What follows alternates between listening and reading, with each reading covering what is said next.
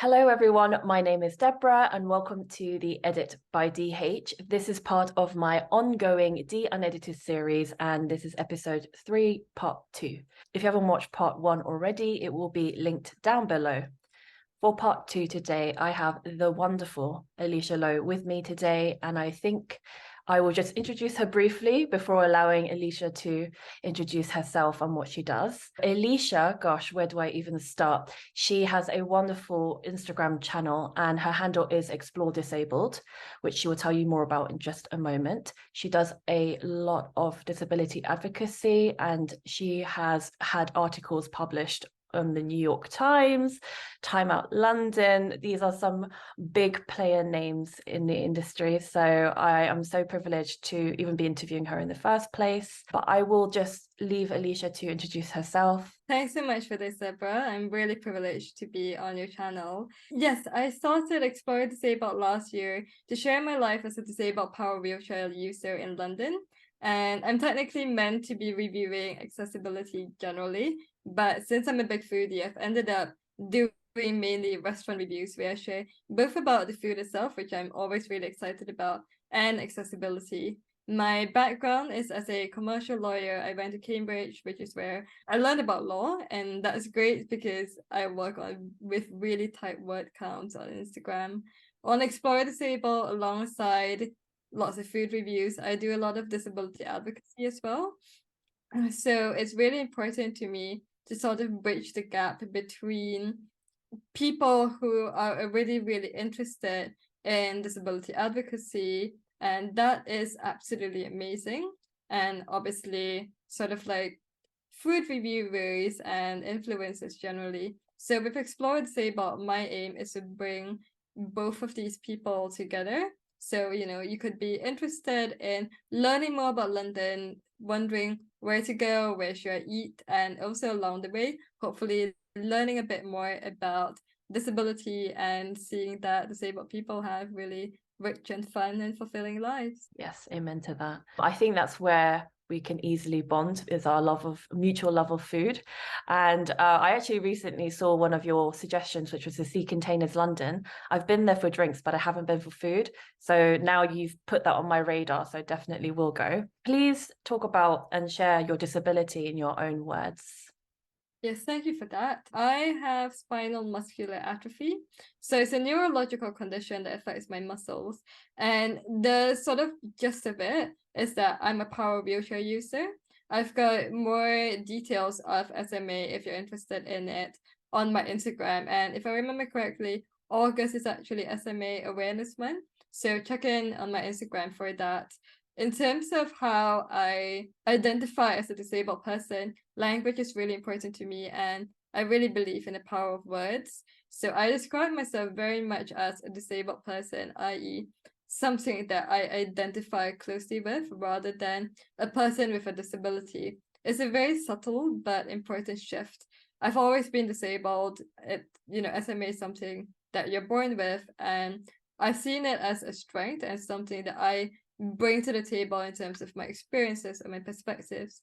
But it's only been in recent years that I've really claimed it as part of my identity and something that I'm really proud of as well. Absolutely. Thank you so much for that. As briefly discussed above, you had an article published with the New York Times, which even just saying out aloud is an amazing achievement. And it was all about dating as a disabled person. I'm obviously summarizing. It's a fantastically written essay. And I particularly respected just how vulnerable you were. And through that, the strength that you demonstrated as well. Some parts made me smile. Some parts were very thought-provoking. But I think anyone would agree that's read the essay, disabled or not, it was just so relatable in terms of the love and relationship aspect. So what was it like writing that article? And I would love to know what's been the reaction towards it as well. Yeah, thank you for your kind words. It was definitely a challenge writing it. And you're right, like it was a very vulnerable piece. And I wrote a lot of really personal details in there. I wrote about when I went on my first date. I wrote about various rejections that I've had, some of which have been quite painful and haven't been very fun. But when I wrote this, I knew that it was really important to capture that feeling and that point of time of being a disabled person, seeking love, but not finding it and sort of wondering, as I said, I'm really loud and proud about my disability.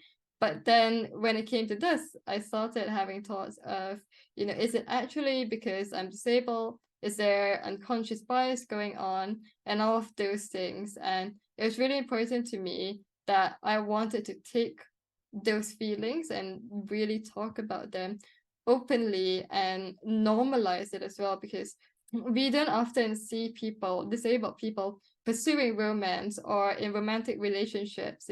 I discussed in my essay that lots of people may not be used to seeing a disabled person on a dating app. So even that very concept, I wanted to normalize it. I wanted to show that, we seek love just like everyone else. And our love stories, you could call them extraordinary, but they're also extraordinary only to the extent that love is always amazing when two people connect and make a commitment to each other. In terms of reactions that I've received, I have been very blessed, very humbled by the responses. First of all, huge honor, obviously, to be published in the New York Times, and I may or may not have screamed very loudly when I got the email. Since then, I have received a few different types of responses. The one that hits home the most is from other disabled people. And lots of people have shared that I've sort of given a voice to their feelings, and I've managed to put down, what they've been going through for, in some cases, for a very long time. And that is very humbling. And I felt two ways about that. And it's not easy, but one way is a sense of community. And that is absolutely amazing. I think that, one of the reasons why we look for a romantic relationship is that we want that human connection. So through this, I felt a very strong sense of community, of connecting with other people, and that's been great. On the other hand, it also makes me feel sad that so many disabled people have reached out saying that they felt the same thing. The whole point of my essay is that hopefully one day in the future, nobody has to write this essay anymore. Nobody has to feel this way anymore, because when we seek love, we should have the same struggles as everyone else, the same joys as everyone else, rather than worrying about, should I put a full-length picture in my profile? At what point did I share details of my disability? So that has been quite an interesting thing to think about as well. And then I've had lots of responses, including beautifully written letters and emails and messages from non-disabled people where their parents were disabled or they had really close family friends, and they have reached out sort of with those love stories, and they have been very encouraging, very lovely, and I really appreciate those. And then I've gotten responses also from non-disabled people for whom this resonates. So there are people who say that, they're not traditionally attractive, or for whatever reason, they haven't been seen as a potential romantic partner by other people. And that has sort of opened up my eyes a bit, because I knew writing this essay, obviously, I can't speak for everybody who's ever sort of been rejected in the dating world, which is everyone. I can only speak as to my own experiences, but it really reminded me how difficult it is to find love, and also how special it is when love does come along. I agree with that. Wow. Thank you so much for sharing that. I can only imagine how you felt getting all those responses. Was it primarily Americans, or was it worldwide, the responses? All over the world. I think it was published in the US and also internationally. I got both of the physical copies, which I'm very excited about. I think that most of the responses have been from the US actually. And I've been really amazed because I got lots of responses, obviously, in the first couple of days. But even yesterday, it's been 3 months. And yesterday, the editor forwarded me this amazing letter that somebody had written. And I'm just really touched that people are still reading it, and the fact that they've taken the time to reach out to share their stories is honestly really amazing, really humbling. You should be so proud. Like, if you were my child, I would frame that and send copies to all my friends and family, even like, you know, the local post office. So you should be so, so proud. And on the topic of achievements, you also have an article published for Time Out London, which was primarily recommending accessible restaurants in London. More importantly, you touched on the definition of accessibility and the different types of access needs. So what's fine for one person may not be for another. And for those wanting a more in-depth review about each restaurant, I believe they can just access and go onto your Instagram page, 𝕊𝕠𝕟𝕣𝕘𝕖, to get more information. Is that correct? Yes, absolutely. So I do lots of full restaurant reviews, both food and the accessibility aspect on my Instagram. And thank you for asking about my Time Out article. It was basically a list of 10 accessible restaurants in London. By increasing that list, I had quite lofty goals, I will say. I think it's really important to highlight to the sort of food industry that, you know, with food, we always talk about inclusiveness and how, you know, food is meant to unite people, to bring a community together. And to me, it's really important to underline the fact that disabled people are part of this community too. And when you talk about inclusion, you also have to include the disabled community. So calling out restaurants and other, you know, various food venues to make themselves accessible. So I was quite happy, you know, the lawyer in me had a little thrill that I could actually include the fact that service providers, including restaurants, have a duty to make reasonable adjustments under the Equality Act. And obviously accessibility goes a lot beyond simply just a ramp. But in my experiences, in many cases, it is actually just a ramp that is between me and going to a really cool new restaurant that I would like to try. So I think that that's a good first step for places to take. Though, as I said, you know, accessibility obviously goes a lot beyond that. And then there's something else that I really wanted to highlight with that list. You know, I was speaking with the food and wine editor about this. She was very gracious and lovely giving me this opportunity. Her name is Leonie. We were speaking about which restaurants I wanted to include, and something that came to my mind was that there are a couple of restaurants that I wanted to include that honestly are not the most accessible. If you were actually looking for a true accessible restaurant, I would not put them on that list. But they work and I can go there. So I think it's really important to show that places need to put the information out there and have us decide whether something works for us or not. Because I have reached out to lots of places asking, are you wheelchair accessible? I would like to come. And some places have been great about it. Some places, and bear in mind that when I reach out, I actually have a mini questionnaire. Do you have steps? How many steps do you have? How high are they? All of that.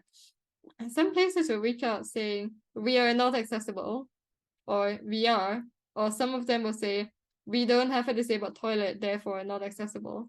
And to me, that's not very helpful, because if I'm just going somewhere for a cake, I don't necessarily need a disabled loo, you know? And if you say that you are accessible, does that mean that you actually have a 4-inch step that my wheelchair cannot do? So I think it's really important to have the information out there, increase awareness of what actually constitutes accessibility, and then letting us decide whether or not something is accessible, not in the general public sense, but for us as individuals. Lots of them, to be honest, the majority of them will say, oh, we will take it up with the manager. And that is the last that I ever hear from them. There was this one restaurant though. It's a restaurant that a few friends of mine keep telling me about, so I was quite interested in going. And I followed up with them once or twice. It was the same standard response. It will be bring it up to our manager. And to be honest, I didn't have very high hopes. And then one day, out of nowhere, they emailed me saying, hey, we've got the ramps now. And it's been really great. I'm sure great for the business because I go there so often that I've filled up 2 loyalty cards now in less than half a year. But also it's not just me. Like the other day I was there, and then I was there having a meal with a friend, and I looked to my left and I suddenly saw another power wheelchair user. And I know with that wheelchair, she would not have been able to make it up that step.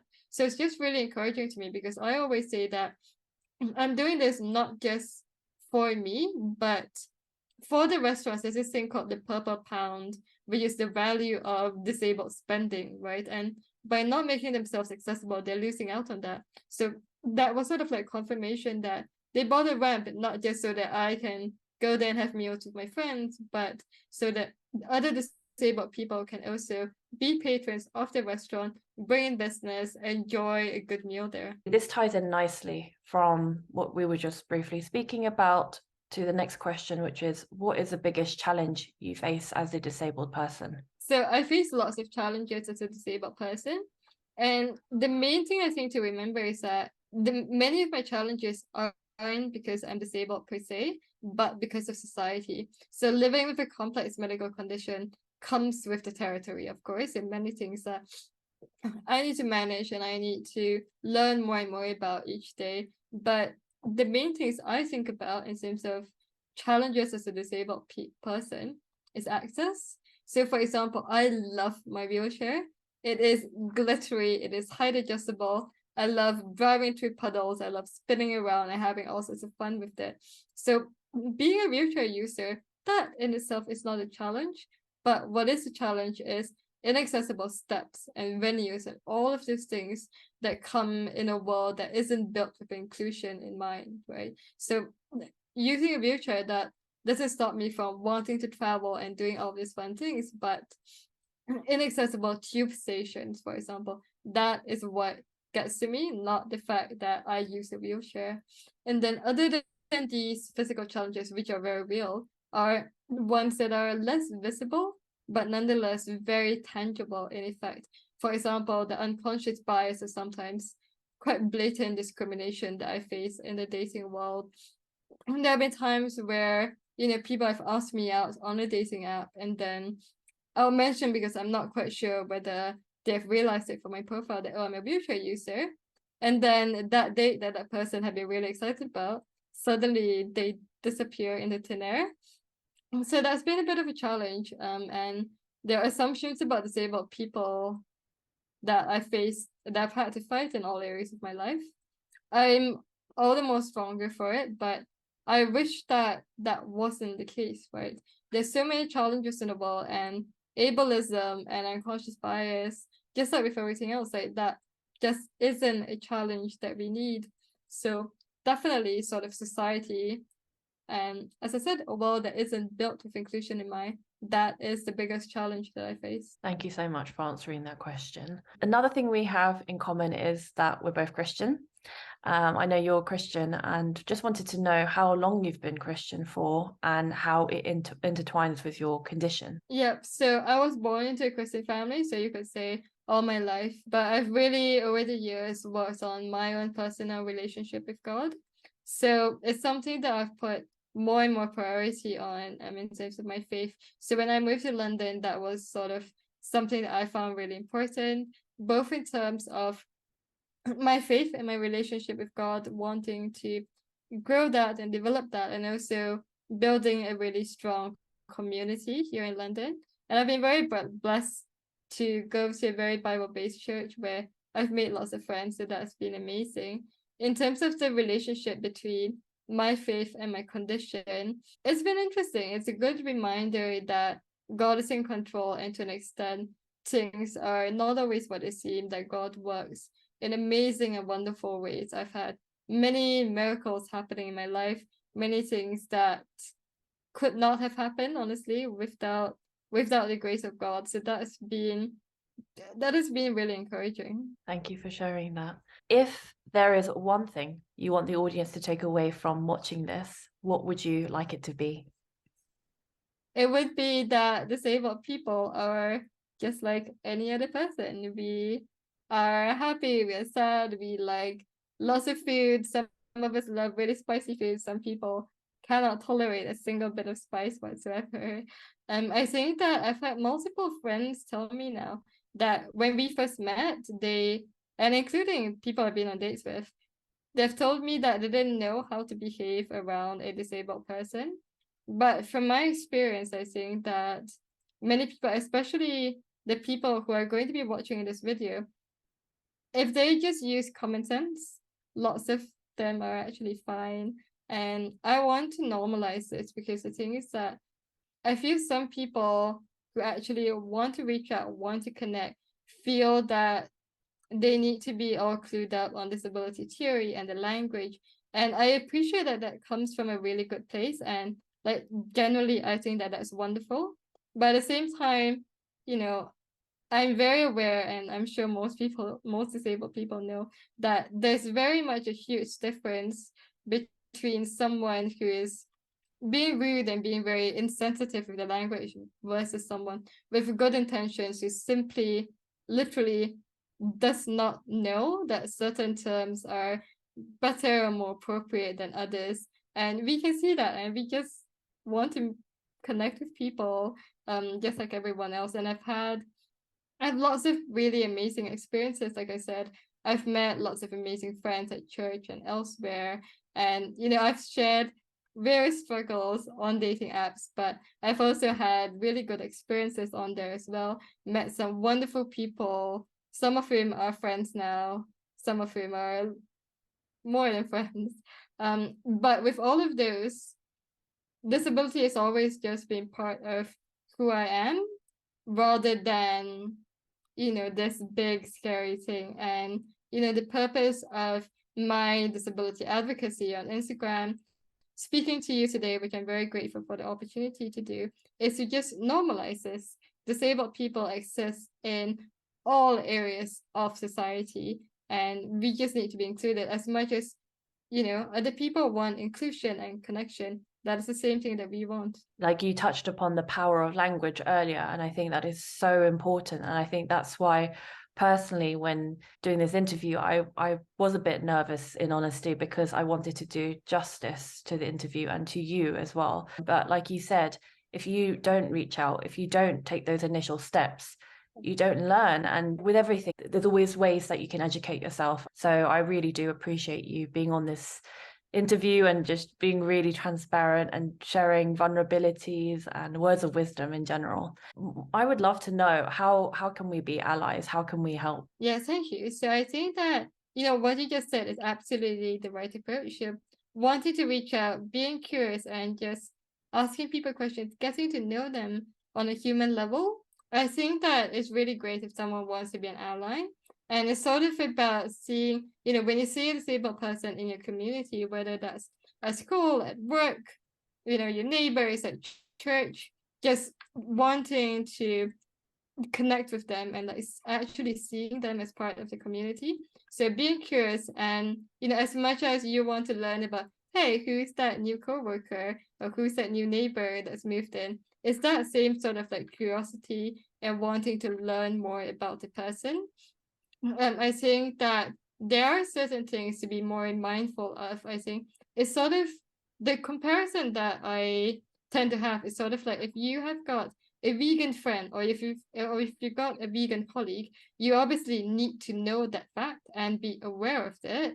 It doesn't affect, how competent you view they are or how good a friend they are, but it is something that you need to be mindful of. So thinking about inclusion, when you suggest days out, whether it is, work retreats or just like hanging out with friends, making sure that venues are accessible, and also communicating that to the person, asking them, is there anything else that you need or anything else that we could do? I think that is really important. No, I love the comparison to veganism, but the only difference is, if somebody says they're vegan, I do question whether we can have a friendship, because if we can't go for Korean barbecue together.